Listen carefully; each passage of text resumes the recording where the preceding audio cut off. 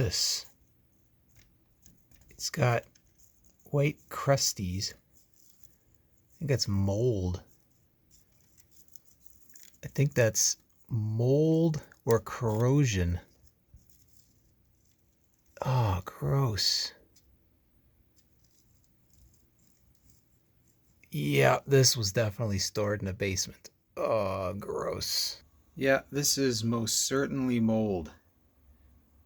The flat belt against the capstan wheel collected moisture and just molded. The whole VCR smells like a musty basement.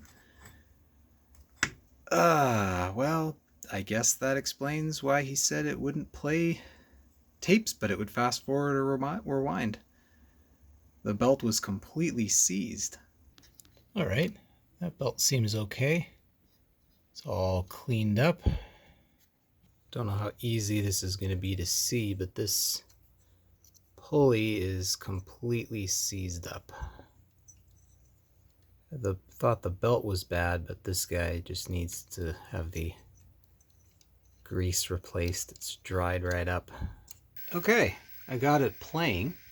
Picture looks good enough on this crappy little 5-inch TV, but I'm just using the RF modulated out and I got no audio. It's not modulating sound at all.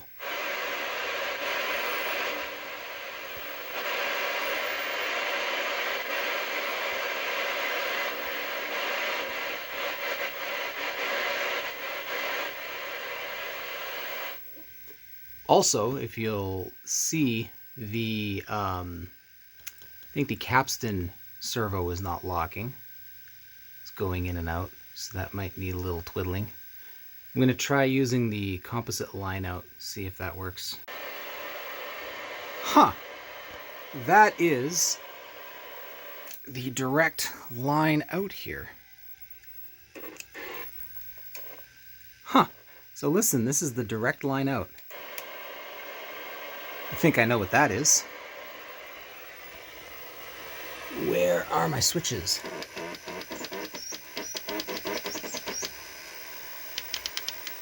So this one's for video. I'm probably messing up the recording. Oh well.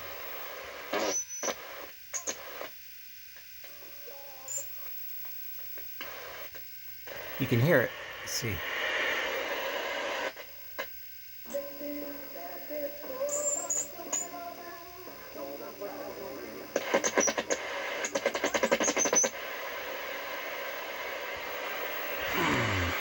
I'm going to try and run some contact cleaner through that switch.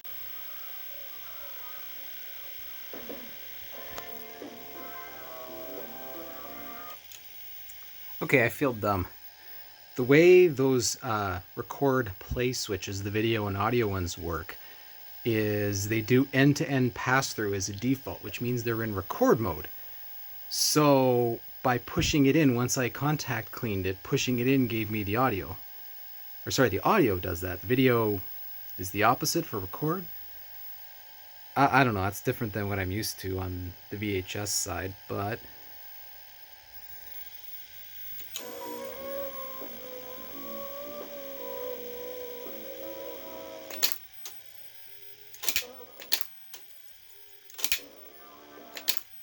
it was locking in earlier. Might just be this TV.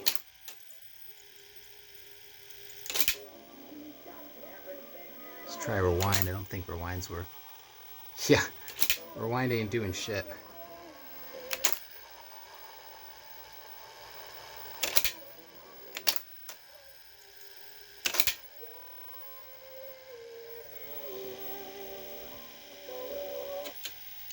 So, the audio's warbly. The flat belt I put in seemed fine. I'm not sure if that warbly audio is just the servo not locking in for the capstan. I'm going to see if I can find an adjustment for that. Otherwise, it seems to be working. I need all new belts. I've got 2 rubber bands in here because I didn't have the right belt size. So right now this is just assessing if this thing is in a good enough state to put new belts in. let's shut this off here. It smells horrible. This smells like a musty freaking basement. It smells like, you know, on those modern front load washers, if you leave like a collared shirt in there by accident overnight or a couple days, and it has that mildew smell. That's what I'm getting from this. And it's thick. Oh, it's doing the thing again.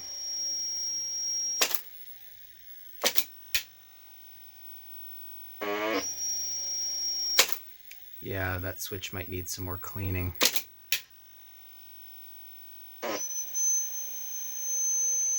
Holy hell.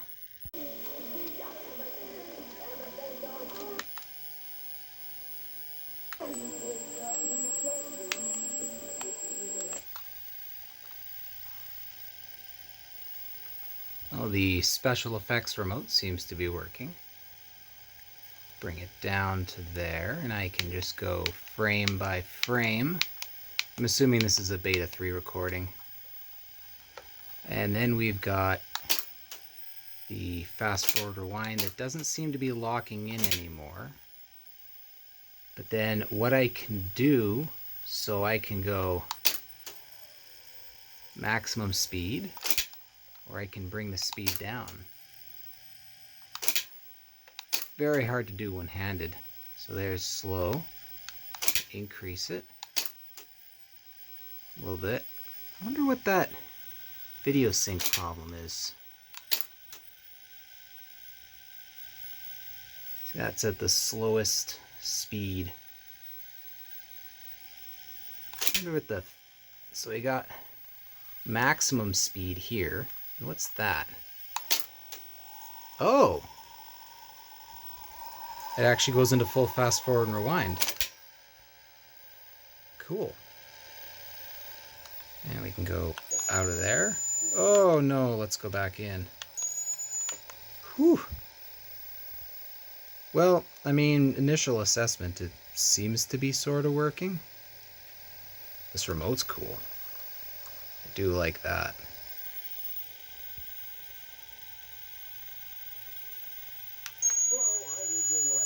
Not only has he dropped the MC from his name, but he's got a whole new look, too. Apparently, he's not wearing his trademark harem pants anymore. The cover of his new album, Too Legit to Quit, shows a very mature and mainstream Hammer in well-tailored clothes. Madonna's doing her part to have...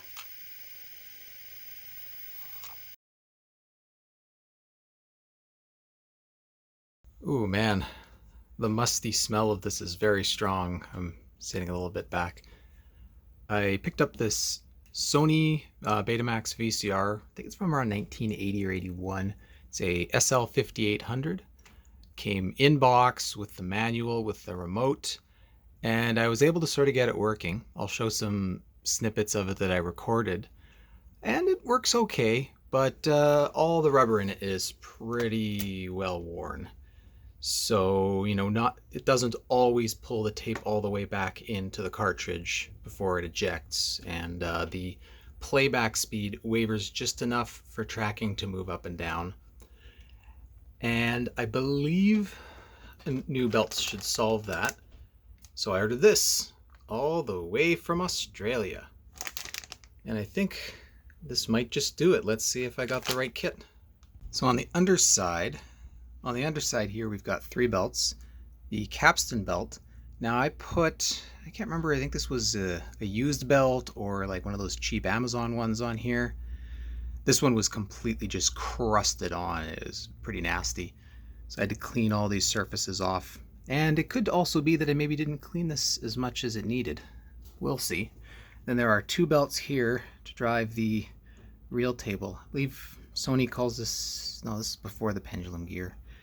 Anyway, just pop this motor off to get at these 2. Just comparing the quality here, the one on the left is the new belt and the one on the right is that cheapy Amazon one. And yeah, what a difference. And if we're talking size, they're pretty close in size. Doing this one hand, it's a little difficult. Let's do a fast forward. You can see a little bit of wobble in this because of the indent the way it sat for years. Do a rewind.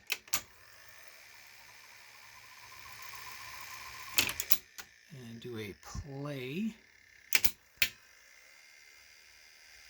You can even see a little bit of the corrosion still sitting on the flywheel there. This has all been greased and lubed up, and drop of oil down the shaft and all that good stuff. Same thing here. This has been cleaned up. Motor had a bit of a bearing noise to it. Drop of oil in there. Still a bit of a noise from the video head. Not entirely too sure what that is. Here, you'll hear it spin down. Hoping it's not something like the rotary transformer, but I'm not going to mess with it. And a quick look at the top before I put this all back together. The power indicator incandescent, this was burnt out, so I sort of soldered in and used some electrical tape and heat shrink inside there to mimic these all-in-one molded, I guess, fairy lights you'd call them. And inside here, replaced all the idlers. Those are all new tires. The belt here that goes from this guy here, that's new. That belt there is new, but it wasn't part of the belt kit. On the back side, the two belts that drive the idler assembly here, or the pendulum assembly, those are different on the PAL versions. There's only one big belt that goes to the video head drum motor. Just to interject here, watching a Spatzbear video, he mentioned that the Zenith version of this VCR did the same as the C7 and drove the reel table off of the video head drum motor. So that's interesting then, and I'm not entirely too sure why the SL-5800 added this motor then. So that didn't work. And then the same thing here, instead of having one belt and then another belt and then another belt, I think this is 3 belts here, there's just one large belt. So I've replaced the long one that goes here, but the other two seemed fairly new, actually. Like, when I say new, maybe 20 years old. So they didn't need replacing, but this one definitely did. So kind of lucked out that I had the right size there. Unfortunately, I couldn't find a belt kit for a North American model. I think such a thing doesn't quite exist anymore. And ordering off SMC is kind of a gamble. It's getting kind of expensive too. The Canadian dollar versus US is brutal. So a $6 belt becomes a $10 belt with $20 shipping, and that adds up fast. But yeah, let's watch it load a tape. And we'll do an eject. And just as a general observation, take a look at these screw heads.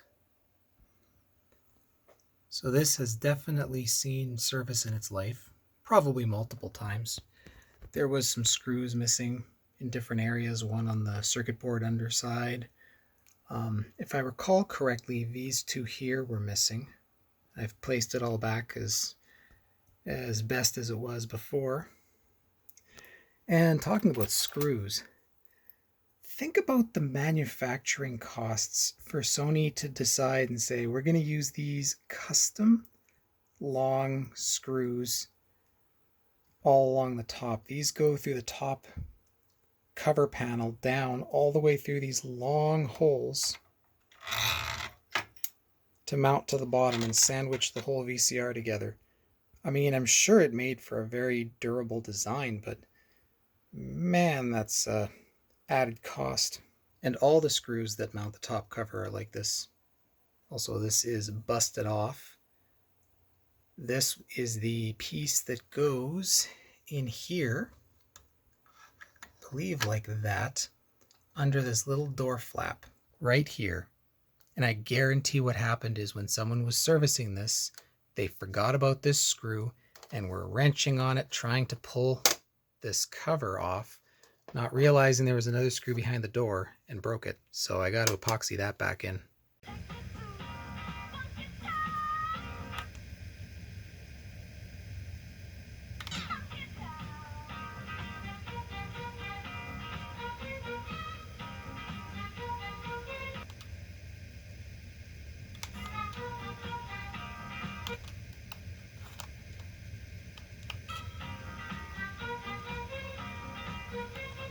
More learning. This flickering with field still is actually a known issue on these. There's a control here called brightness balance, and this basically is designed to minimize flicker between the two fields. Because the issue, and I was having this issue with fast forward and rewind too, you'd be able to see between the noise bands, the two different heads, the brightness was mismatched. Now on beta 2, I can make it flash worse, and the camera's kind of minimizing how bad this looks. And I can make it better, but I can't make it perfect. Apparently there's an internal adjustment for this, so that's what I'm going to look for next. Beta 3 actually looks great. Let me get a beta 3 tape. All right, let's play this tape. This noise is just the RF cable I'm using. All right, so there's a bit of a flicker. And if I adjust this way, so you see that it's going very slowly between the fields on the camera, but it's actually happening very rapidly in real life. But as you see, as I adjust this, now it's not as bad between them. That's much worse. So I think I need to play with the internal adjustments. I found an article discussing this for the Zenith branded version of this VCR. So this is from an issue of Popular Electronics from August of 1981. So this is mentioning an external thumb wheel potentiometer is now included to augment two internal adjustments, one for beta 2 and the other for beta 3. It's identified as brightness balance. It is only used for stop field to minimize picture flicker. Zenith recommends setting up for minimum flicker in the display's center rather than along the edges. Obviously, that's how you want it. So I need to find those internal adjustments because it sounds like they need a twiddling. Oh boy, I don't really know if I trust this article anymore. Reading some other stuff, it's so funny how much misinformation used to just be written in the past, and there was no way to know if it was right or not. It just sort of stayed there as fact. Here's an example. This VCR has normal tracking and slow tracking. Now, normal tracking is for playback, and slow tracking is for slow motion. It's as simple as that. This says 2 additional features are worth noting: slow motion tracking and automatic tape rewind. Normal tracking controls the phase and therefore RPM of the capstan motor in beta 2. Not quite true. It controls the relationship, the timing relationship between the video head drum sweeps and the pulses picked up by the ace head. But whatever, nuance. But in beta 2, since capstan speed is 50% slower in beta 3, a separate thumb wheel control has been added so that the tape will be scanned correctly with playback without unnecessary noise or streaking. So what it's saying is that slow tracking is for the slow beta 3 speed, and normal tracking is for beta 2. No, normal tracking is for all speeds. Slow tracking is for slow motion. So, after reading that, I'm not going to lose my mind trying to find these mysterious internal adjustments. I hope they exist. This brightness balance adjustment's kind of a mystery. I've got 2 SL-5800 service manuals that I've been able to find, neither of which even mention this. And other than that one Popular Electronics magazine mentioning it on the Zenith, nothing at all. And it even looks like it's an add-on. So the brightness balance here goes to this FA-1 board. See if we can focus on that, maybe. Nope, camera's being a jerk. There we go, FA1 board. And then these 3 wires here go around to this FA2 board. And this FA2 board looks like it was just an add-on. So, you know, you got a brown wire going off to somewhere. You've got this orange wire going off to share the same hole as a resistor up here. You got two legs going down to the main board.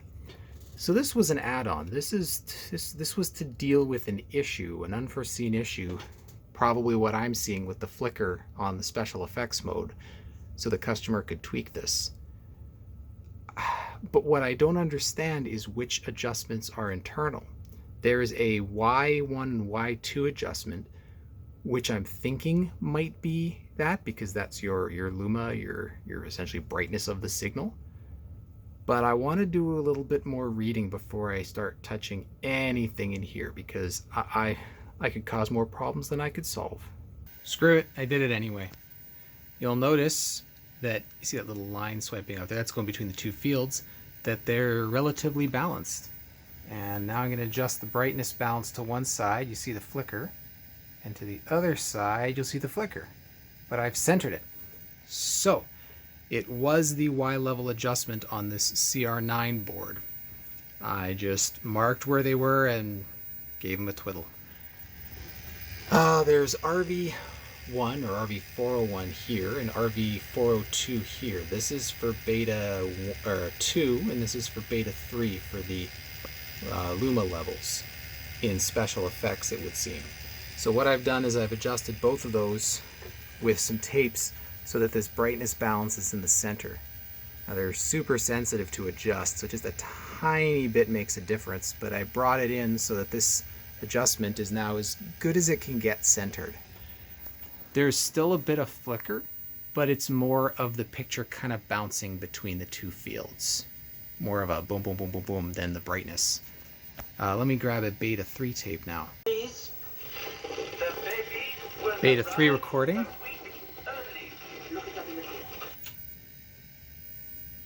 Now again, you can see it sweeping. There's a bit of a flicker, but it's about as minimal as I can make it. And if I adjust the brightness balance to one side, you can see the difference between those. Again, in real life, they are flickering very quickly. That's just the camera showing them. Centered, they're roughly equal. And then as I go to the other side, again, you can see that they're out of whack. So that's like an adjustment between the two heads, but I don't understand why it doesn't affect playback and only the special effects. It's really it seems to be a setting just for the special effects on this machine. But I don't know, it's better now. It looks just about as good as any VCR from this time. And you'll see between the noise bars, there isn't a brightness difference. Let me go and adjust it to one side and you'll see what I mean. So now, it's kind of hard to see, but one is brighter than the other. Yeah, it's very hard to see. There's definitely a flicker in that mode, so I'll go back. Anyway, that problem is solved. Maybe now I'll be able to sit down and demonstrate this thing. Due to space constraints in the home, we are sitting on the floor today with my rack in front because we got a nice CRT TV up there. So, got the SL-5800 hooked up, got a nice dim power light on, and the tuner is all programmed in. So I programmed some UHF channels in here. 2 is CBC, 3 is some cartoons, 4, 5, these are nothing, and then we got Simpsons, music videos. So we got all sorts of good stuff on here to record. So why don't we try a movie? Eject, nice wonderful soft eject, pop a movie in, and let's hit play. Turn the volume up. You can say anything you want, but most important, this I know for a fact. Pause is decent. I've got the remote plugged in right now, so we are in slow motion. I can pause it. I can step frame advance, turn that off. I can go into fast play, which is basically kind of like 2 times. I can fast forward scan, and there's the little speed adjustment there. So it's hard to do one-handed, but I can slow down the scan all the way down to a reasonably slow speed. And this is on beta 2. So when I speed it up, listen to the motor.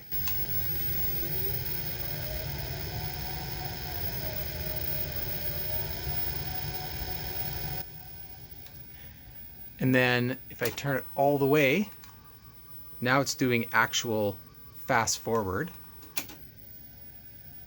without the visual beta scan. And I got the same controls here. Fast play, lights up. You can see the difference between the 2 green lights there. That's my replacement. I had to balance voltage and current. I put a little resistor on this one. I didn't want it to draw more current than the original. This bulb it's a higher wattage bulb for like the same light. So this is kind of a compromise. And we got...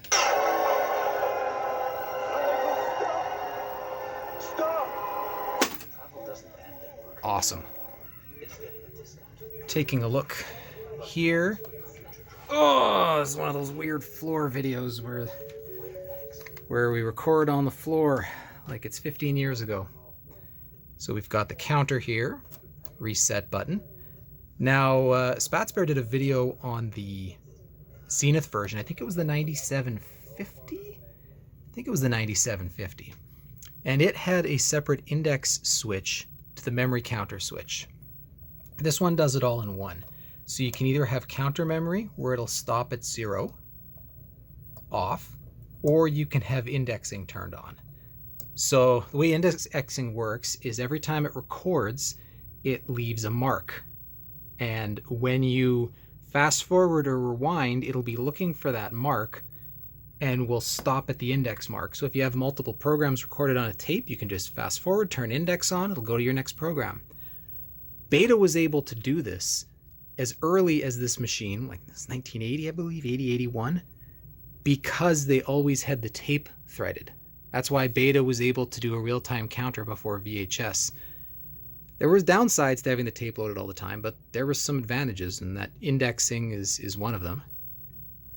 Of course, your record mode, Beta 2 and Beta 3, there is a Beta 1 switch on the back. These older models, you had to switch the servo circuitry over manually to go into Beta 1 mode, but it does have Beta 1 playback.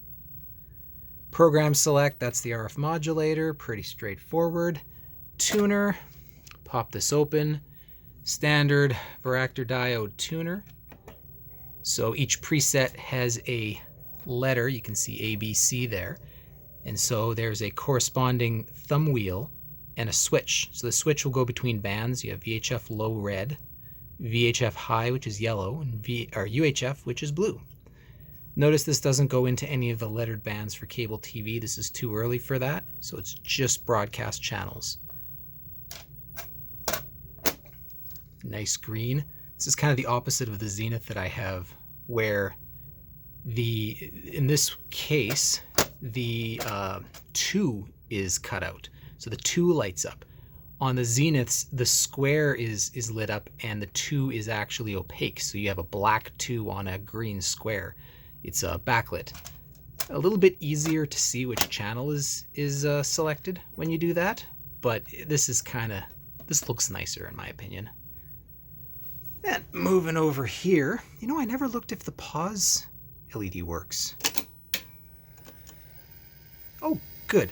By LED, I mean incandescent bulb. But yes, that one does work. Excellent. We have a wonderful sounding power and timer switch. And here are the controls for setting the timer and the clock. There's also a brightness control for the clock.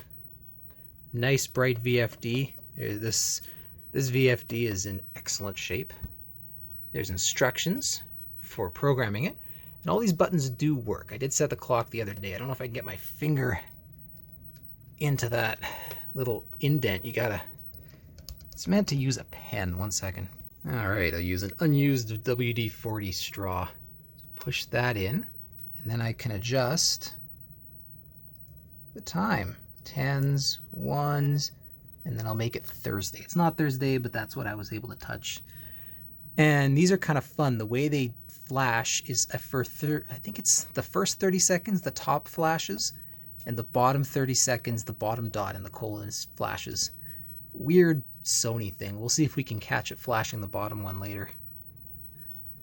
And yeah, I won't go into the timer recording on this. I'm sure it works. I think it's 4 programs, A, B, C, D, 2 week, so 14 day. Pretty top end for the time. Oh, there it is. It just switched over. Bottom flash. Nice. And I'm going to have to lift this bad boy up so we can look at the controls on the front. You have your tracking controls for normal and slow motion and pause and frame advance. Then on the front here you have the inputs, mic input, which can be used in conjunction with audio dub, which it seems all these old VCRs had, because I guess they thought a lot of people would be plugging microphones in and dubbing over their home movies. That kind of went away. I guess it wasn't a very popular feature. Your line input, of course, in typical Sony fashion, the audio is a 3.5mm audio jack. Annoying. Your camera tuner switch that I've cleaned up so it's nice. Oh, I have the RF modulator turned off. Anyway, this was dirty. I had to clean it. Camera pause. So the idea is when you're plugging a camera in, like a not a video camera, just a standalone camera, and you're using this to record.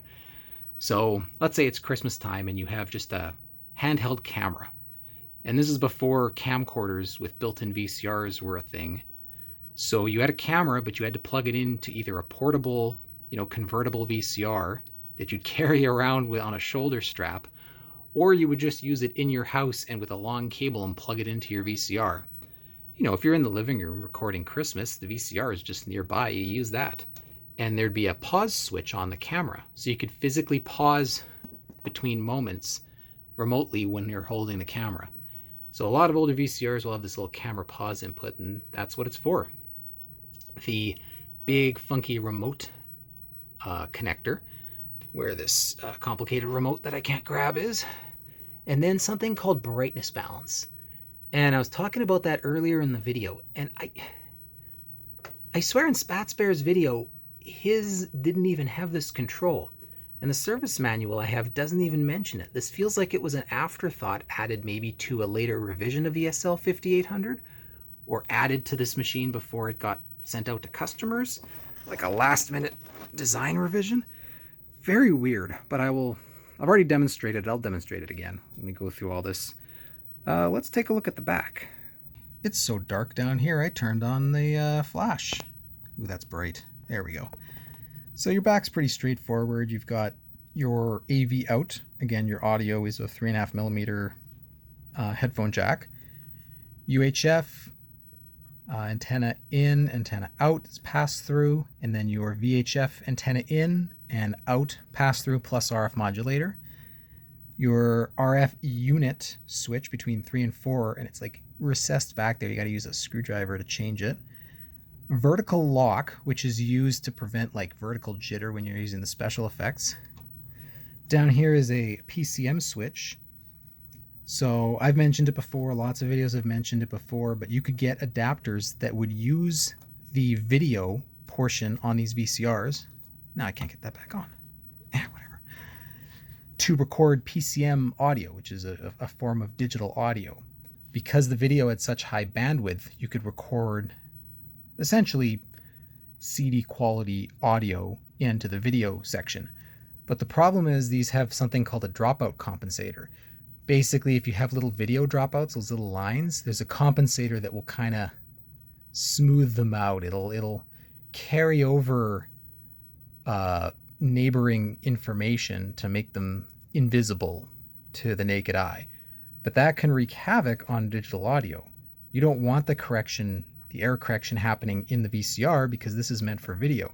You you want the error correction happening on the PCM encoder and decoder. So switching it to PCM basically just turns off the dropout compensator. And over here, behind here, we've got the beta, oh, there it is, beta 2 and 3 playback, beta 1 playback switch, which just switches over the servo circuitry. Your, I think there's probably a fuse behind here, maybe. And AC outlet, which is kind of nice. These older machines had that. All right. I'm going to turn the volume down because that's music I'm not allowed to use. Let's get a recordable tape and look at some beta 3. Actually, before I do that, let me show the brightness adjustment one more time. Just because it's wacky. Okay, play. This is on a beta 2 tape. And what I'm going to do, so here's pause. Turn it down so, it's a bad scene to use as an example.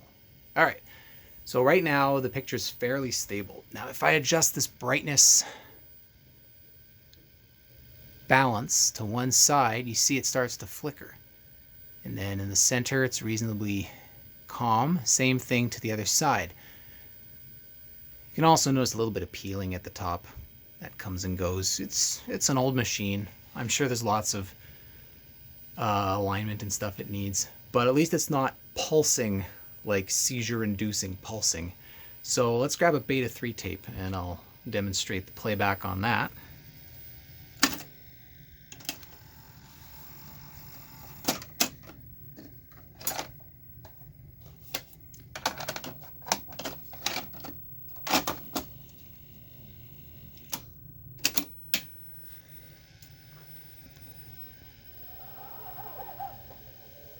Does this relax you more?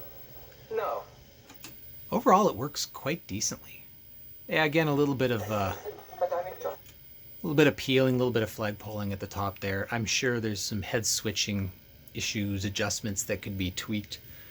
Now let's adjust this brightness. Yeah, see, it's interesting how the beta 3 tape, or the beta 3, my camera doesn't see it pulsing at real speed. It does with the beta 2, but here it's slowly switching between the two fields.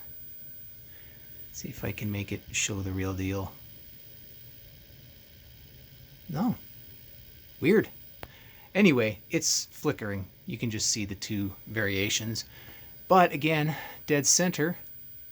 It's about as good as it can get. You can see that between the two fields there's actually a bit of movement because this is a 60i or an interlaced video. So there is actually a difference between each field.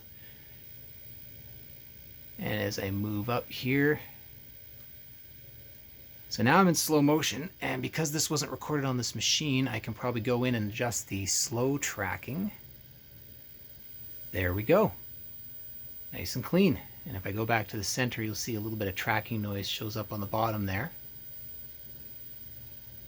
Actually, that's not the center, that's the end. That's weird. Oh, you know what?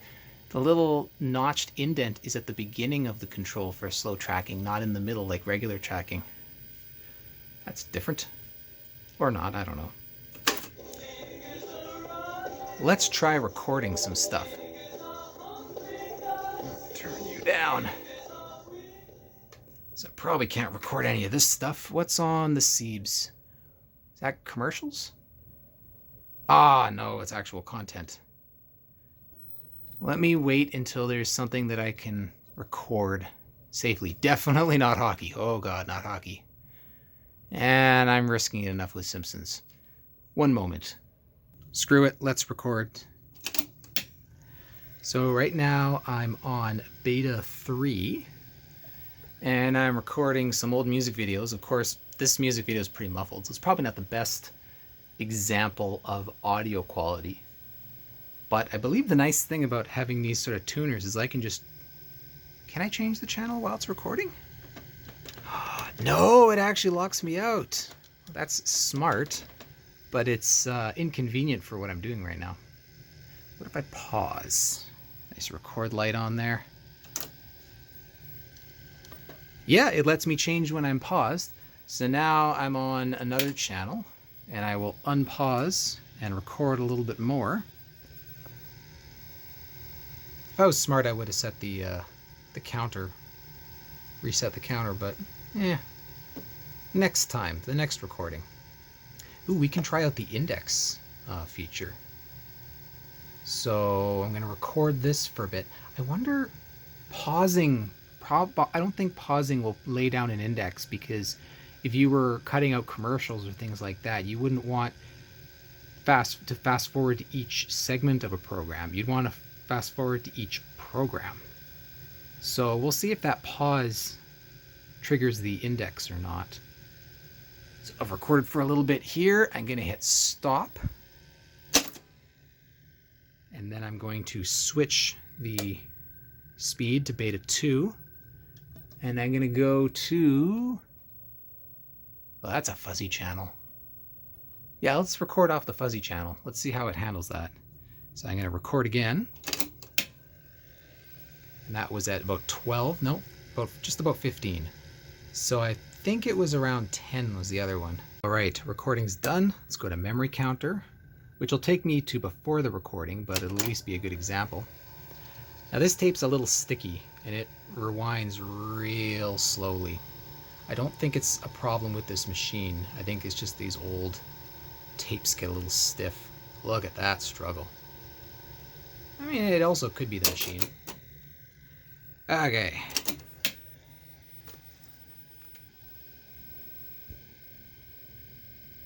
And we get German uniforms. Well, can your girls not tell this? Well, Fast forward to where they... Okay. if they find out about the stolen painting, they will be cross. Huh. Driver interval, they will be returned to you. I'm having this problem again. So I was having a problem where the ace head wasn't engaging when I hit record. And I ended up cleaning, there's two switches. One switches the video over, one switches the audio over. And that, I thought, solved it, but the problem appears to be back. And so take a look at this program. It's on beta 3, which is the same speed as what I recorded over.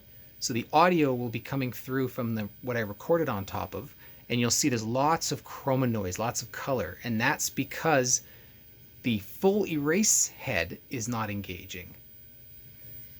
Let's see. What do you say, Colonel? The girls are waiting. So all that chroma noise is from the recording that I recorded over. Will there be time for the flying helmet and the wet celery? Well, that's disappointing. What about my other Yeah, and so because this is beta 2... Oh! And then it started recording just fine. Do you think we ought to check for alarms and booby traps before you use those keys? Weird. So let's try it again. We'll record SAP Simpsons.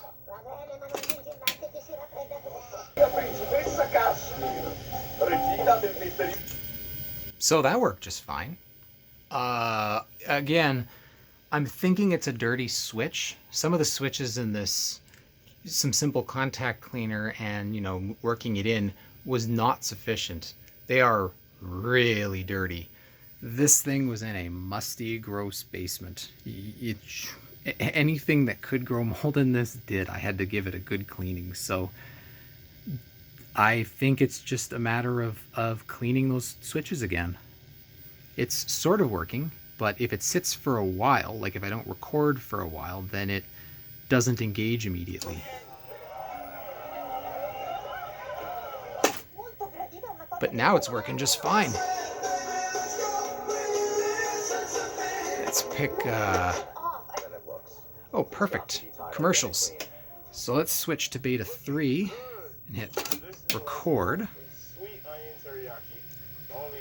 And what I want to test out too is the index mark.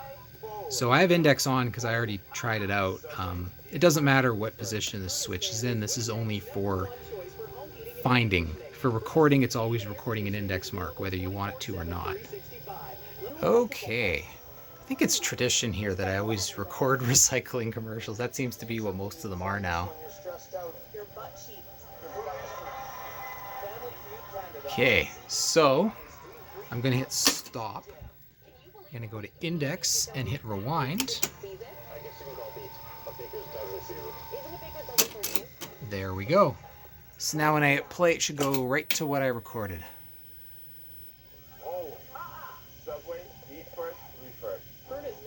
Nice.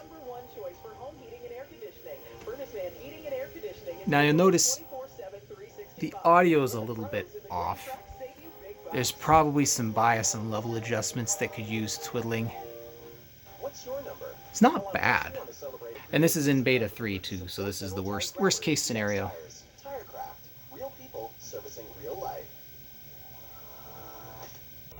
So yeah, I'm pretty happy with this one. I'm still going to be doing some tweaking and adjusting. If anyone's got any comments, recommendations, things that I should do, you noticed any issues or have any experience with these guys, I'm just figuring it out as I go along. But oh man, I do love having the push button tuner on here work. Now I need to find well, once I move, a proper console TV to sit this on top of, because yeah.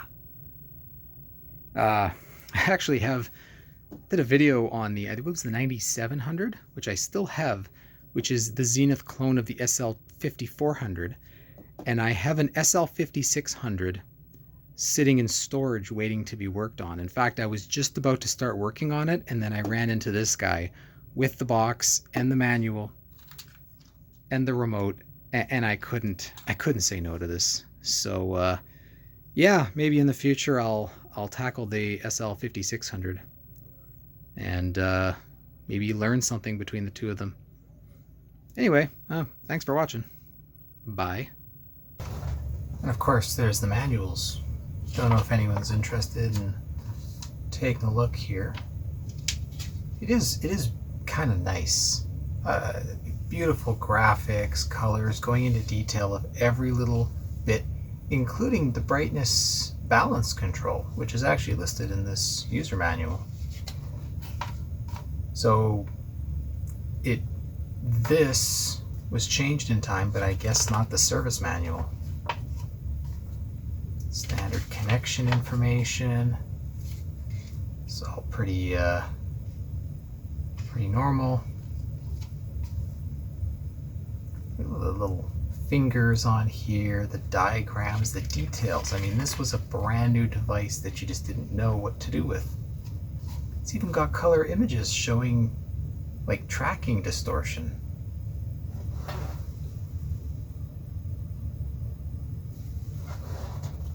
Vertical lock, explanation of the brightness balance control.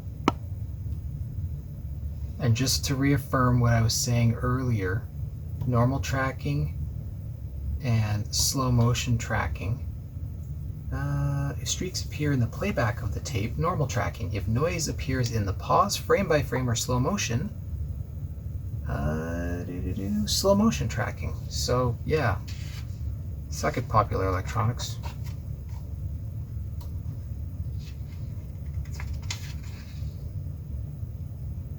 And yeah, here's the camera example. So plugging, I guess this is a Sony example, into the power adapter, and then that sends a mic, audio, video, and the camera pause signal. Setting the clock, setting the timer, how to use audio dub with the microphone. You can either use audio in or mic.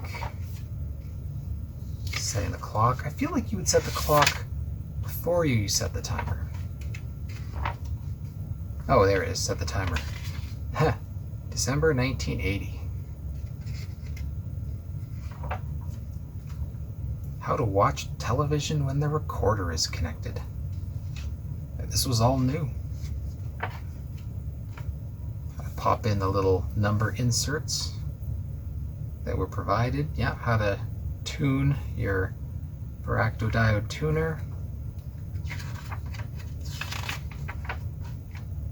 yeah, nothing too special here. Just thought I'd share it if anyone was interested.